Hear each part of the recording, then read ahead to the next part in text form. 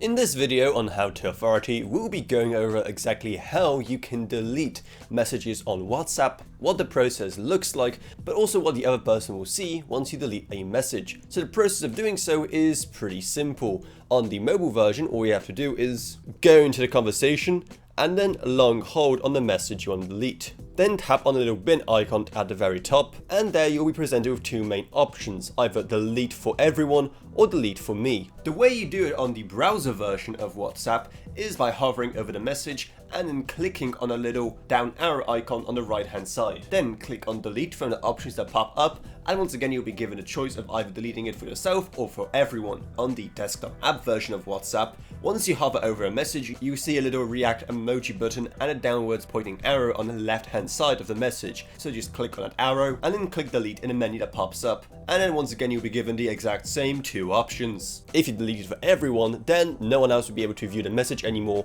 However, they will see a little notification that a message was removed. So it's not like the message can disappear like a ghost. Now, there is no real way of seeing messages once they have been deleted. However, if someone has notifications turned on for your chat together, then there is a high possibility that a part of the message will appear alongside the notification itself, so that is something to keep in mind. Now, it is actually possible to make messages delete themselves on their own, similar to something like Snapchat. So here's how you can set that up. Once you're in a chat you want to do it for, simply tap on the dots in the top right and then go into disappearing messages. There you'll be provided with all of the options on how exactly you want it to work. On the web version, click on the three dots in the top right of the chat, and there you'll see the disappearing messages option. However, you can't set up disappearing messages as easily on the desktop app version, because if you click on the profile of the person you're contacting in the top left, it will tell you if disappearing messages are off or on. However, it will give you no option to actually change that setting. So there it is, pretty much everything you need to know about how to delete messages from WhatsApp, how people can still see those messages through notifications,